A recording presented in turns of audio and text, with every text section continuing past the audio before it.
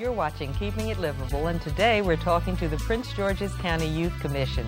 Please stay tuned.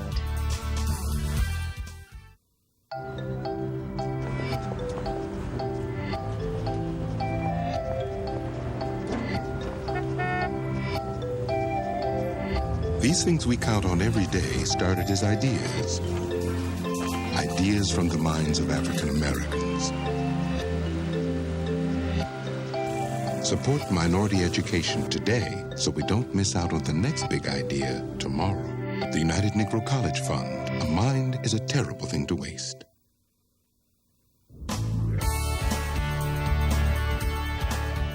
This is Keeping It Livable, the program that highlights the people, places, and events in gorgeous Prince George's County.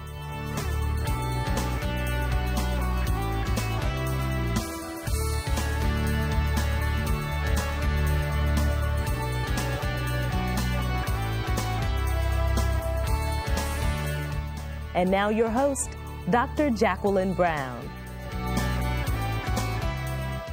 We often spend a lot of time on the show talking about educational issues and the problems facing our youth.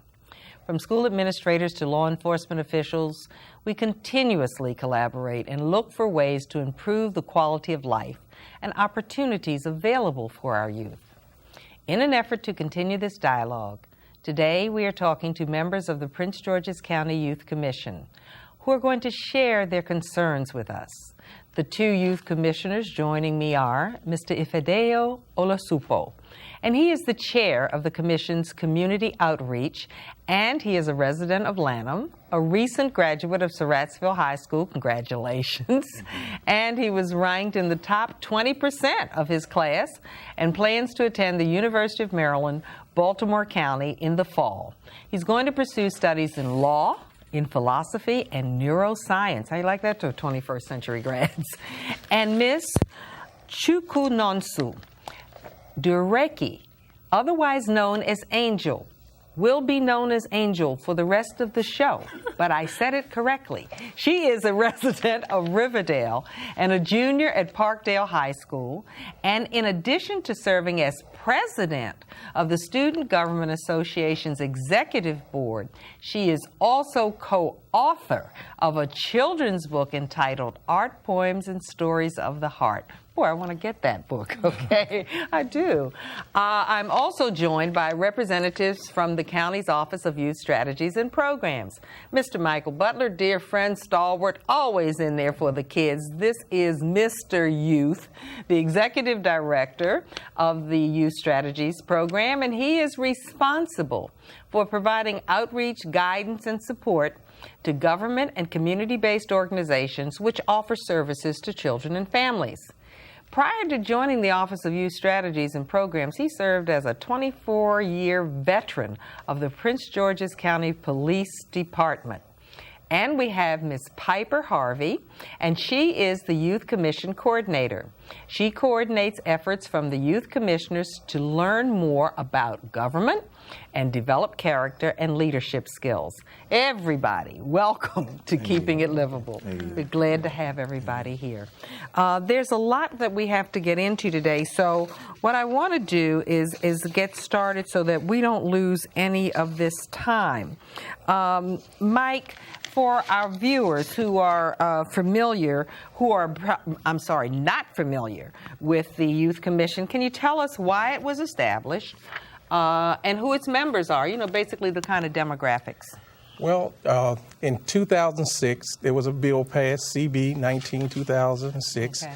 And from that, the County Council passed a bill to create the Youth Commission. Okay. The county executive selected members from different schools, 35 different public and private high schools, and we submitted the names to the County Council, okay. Which swore in the youth commissioners. Right. And the youth are from all parts of the county, from the north, central, and south. Mm-hmm. It went from Parkdale High School to Jericho Church to Surrattsville High School. Mm-hmm. So we have a diverse group of youth in our youth commission. Right, and public and private schools. Yes. Okay, this is a great representation. Piper, what are some of the functions of the commission? Some of the functions are to expose students to the local government, We also work with them and build character and leadership skills. And we also work with them in identifying what are the issues of the youth in the county, and how we can solve those issues. Okay. All the other ones people probably understand. Talk a little bit more about exposing them to government. Why is that important? It's definitely important for our youth to want to serve their community. And so most of our students do come with an interest in wanting to serve their community or, in government. Okay, so public service, public sector service, understanding the legislative end of things, understanding the executive branch end of things, the judicial end of things. It becomes very important. It's very important for 21st century kids. Look at what we're dealing with. We've got one of the most stupendous elections available that this country has ever seen. And literally, I can say and believe it, I could be looking at a president of the United States. Because gender and race have been brought to the forefront in this country now. We're coming of age. This has been a great time, and it's a wonderful time for you guys coming of age. It really is an exciting America to be in at this point. Well, all right, let me ask my esteemed commissioners here. What are some of the major events that you all have participated in over the past year? Well, some of the events that we participated in were, we had a Link Symposium. Also, we went to the Health Center in Forestville, and we had a Teen Talk. Okay. And just to give you a brief synopsis on each one, the Health Center, where we went to the health homes in Forestville and basically talked with the older generation and just place an emphasis on, life and, how they're so much a part of us. Yeah. And how we appreciate them and to continue on. Because most of them do not feel as though that, the love is still there and the affection from their family members. That's true. And then another one that was really, informative and from the youth standpoint was the Link Symposium, which we had. And what I did as the Youth Commission Community Outreach Chairman is that I had a Martin Luther King portrait, the I Have a Dream speech. And basically, we gave that around to each kid that was present. Oh, and they basically spoke their dreams and goals that they wanted to fulfill. And the whole notion was to speak things into existence. So if you believe it and you say it, it could truly come to pass. Yes. Like you said with the whole presidency thing, I know each candidate believed that they could accomplish that goal, so therefore they was able to accomplish it. Yeah. That's fantastic. Yeah. And Angel, what about you? What are some of the things that were major events from your standpoint? Well, I participated in the Teen Talk. We had it PG Community College, and it went well. A lot of parents came out because they wanted to know how the teens or the youth felt about things that go on in Prince George's County, how we can better our schools, our environment, the way we think, the reason why we think like that. And honestly, the parents were just concerned. They really wanted to connect with their children. And since we, the Youth Commission, represent the youth, they wanted to hear from us because we come from different demographics and areas of Maryland. So it's fascinating. It's fascinating. It's a lot of responsibility, isn't it? Speaking for others and staying in touch so that your voice really is the voice of the people you represent. Right. Versus just only your voice. Okay, that's a powerful thing. So now that you've done this, I got some questions for you. From your perspectives, how is it that we can better help the youth in Prince George's County? Well, I want to hear from you all first, and then I'm coming back to the old school people. Okay, go ahead. In terms of helping the youth, well, in order to help something, you must identify the problem. That's true. So one thing in which you want to take essence is that the problem must be identified, first of all.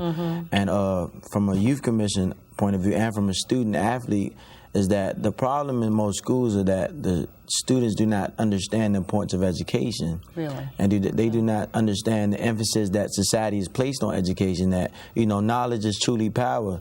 So therefore, staying in school and actually acquiring knowledge to be able to progress in society is essential in terms of trying to move on and move forward. Mm-hmm. So once they understand that point in terms of education being so high on the pedestal in society, then they'll understand that, I really need to be in school. I really need to focus on my work.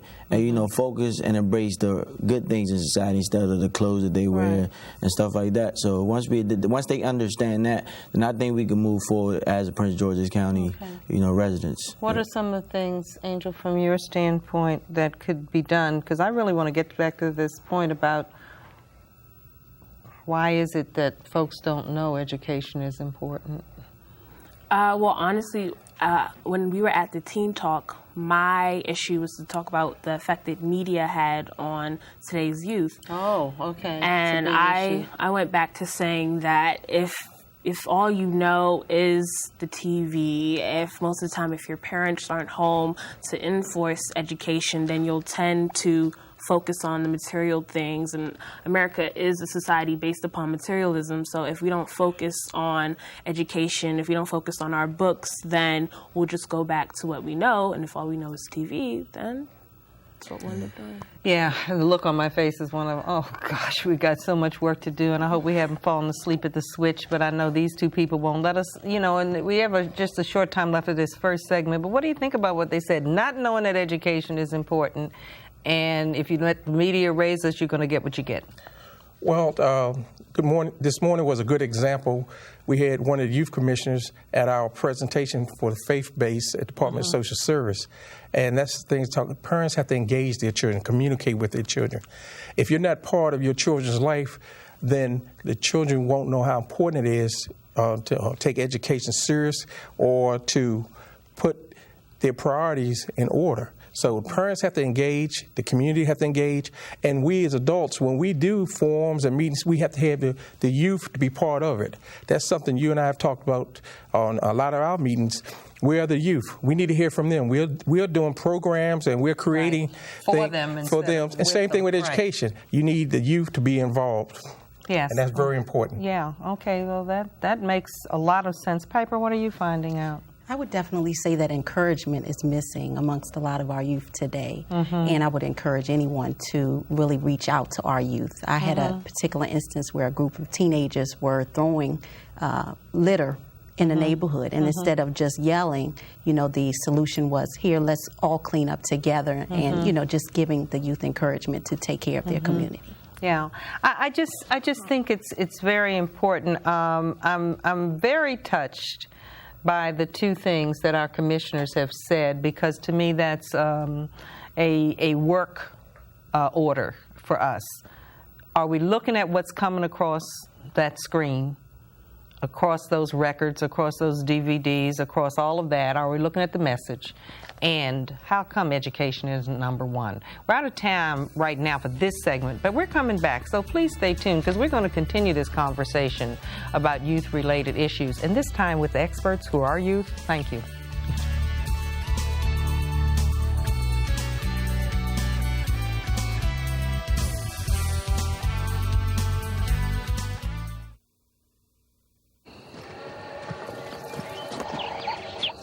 Global warming. Some say irreversible consequences are 30 years away. 30 years? That won't affect me.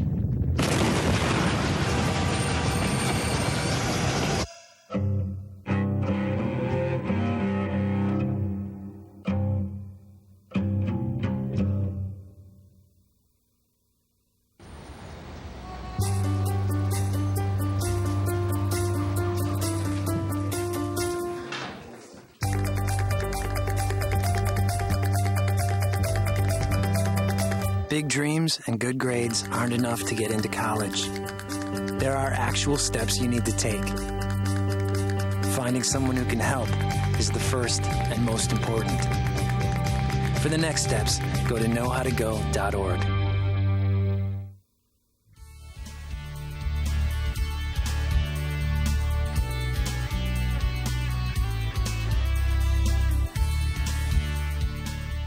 We're back, and we're talking with members of the Prince George's County Youth Commission and the Office of Youth Strategies and Programs. And this is for everybody. What youth programs are needed in this county in order for youth to thrive in this community? Not just survive, thrive. So we'll just hold it open to anybody. What kind of programs are needed? Oh, you go ahead. Mm-hmm. Well, we need more after-school program, more mentoring, tutoring, to engage youth in educational programs. We need parents and adults, males, to step up and be part of the young people's life. Mm-hmm. And then it's a 12 to 18-month commitment when you're talking about mentoring. So I think mentoring is a big piece because that's the role model. Mm-hmm. After-school programs, when youth get out of school, that they can go to a program, feel safe, that they can also take in further their education. Mm-hmm. So those are just some of the programs that I see. Okay, all right. I was going to say that we need a Big Brother program in schools because I know recently Parkdale is starting that. Mm-hmm. And well, I'm going to be a senior next year, so in the beginning of the school year, I'm going to be assigned a little sister, and I'm going to help her along the way, make sure she stays on track, show her things that she can join. Like, I'm in SGA, and I do volleyball, so I'll probably tell her, okay, try out for a sport, things like that. Mm-hmm. And also, we need more cultural enrichment activities. If you give someone something to do after school, then they won't end up on the streets. They won't end up doing things they're not supposed to do because they're busy and they're excited about doing other things like sports or dance or art, things along those lines. That's wonderful. I mean, it seems so simple, but we've got to make it a priority, I guess. What about you? Well, I concur with what both individuals said, but a specific, point to bring up is that most of the crimes and most of the things that are negative do happen in the course of the time when the kids are not in the schools. So therefore, stuff like, after-school programs and different enrichment activities will lessen the crime and will kind of place an emphasis more on the important things, so that's, stuff like basketball. I'm an athlete, so basketball kept me out of trouble and as well as gave me the focus to continue on in my education and other endeavors. So, I agree with the activities after school. And exposure, because if I don't know something's out there and all I know is what's around me, I don't know that I should strive for anything else because I just didn't know. Right. Now, I'm still going back to the commissioner's statement about the education piece. So one of the programs that I think needs to be out there, I just think that at a certain point there need to be, and I know groups have been doing it for years, but it's not covering everybody. I think it's a wonderful thing for kids to be exposed to college campuses. I need to see where I'm going. I need to see it before the 12th grade. And so if there are programs out in the community for kids to take the college tours, to spend time on campuses in summer programs while they're in high school, even in middle school, but knowing that there is this particular goal that is something I could aspire to. I mean, I just think that becomes important. Piper, what other programs are you finding? I definitely want to agree with you about the colleges. We recently had the opportunity to invite some of our youth commissioners to Howard University to participate in a summer program. So I definitely agree with you on that. But also, Dr. Brown, there's a lot of teen moms and dads in the schools as we visit. So that's another issue that we need to develop programs to assist those students as well. Just because they are a teen mom or dad doesn't mean their life is over. As a matter of fact, for some young people who find themselves in that situation, it is a real impetus to them to say, I got to do better for my kid. I have got to get better, all right? And you all can keep playing around, but I have to get serious now. So sometimes what looks like a really, really bad thing actually turns out to be the thing that goes forward. And we've had some of those success stories on Keeping It Livable, and it's really been a powerful motivator in some ways. But I need help if I'm in that situation. I need help if I'm in that situation. So I need to know that it's not all over. So the mentoring and the role modeling piece, as old as that is, becomes important. Show me folks who went through the same thing I went through and they made it. Because I want to talk with them about how they made it, because they have credibility with me, okay, because they went through the same thing. Are there some stereotypes that surround youth? And, you know, and just what do you feel are some of the stereotypes around youth? Well, there are several stereotypes, some good and some bad. Okay. But just to place an emphasis on the bad ones, like, for example, you know, there's a stereotype and some convictions out there that most youths, you know, are irresponsible or they don't understand, they think they're too grown, stuff like that. And what I say to that is that due to the fact that we did discuss how society has such a stronghold in terms of the psychological aspect of the youth, you know, one thing is that every time that personally I continue on in my endeavors, I try to break that stereotype. So if you say I'm irresponsible, I take on that initiative to take it personal. And to try to break that stereotype, because, you know, like Dr. King said, he said that, you know, one person will not make that change, but it takes one person to inspire the other to cultivate that change. So therefore, each youth has to understand and take that initiative and take it personal that, you know, I'm gonna prove them wrong, and I'm gonna, you know, lead to the change rather than the negativity and the wrong stereotypical convictions there. Well, that leads to my next question in terms of how do young people respond to those stereotypes? I mean, you know, is it defeating for them, or is it, I mean, what, the commissioner was saying that sometimes his response to the stereotype is, I'm going to prove you wrong. Is that what most of the young people do who have these stereotypes coming at them? Well, I'll have to say it all depends on who the person is, what type of upbringing you have. If you come from a household where your parents tell you always have to fight for what you believe, and even if everyone's closing the door in your face, you would say, well, no matter what they say about me, I'm going to keep on going. But if you come from a neighborhood or society who's not behind you, then whatever they call you, you're going to listen to them because you yourself already feel defeated. So why wouldn't you go along with the stereotypes that they've placed upon you? What are the things that can help young people who say come from a community where I'm going to give you a stereotype, you think you're better than I am because you want to get an education. You think you're better than I am because you want to do all this stuff here to help people and go on to college. Who do you think you are?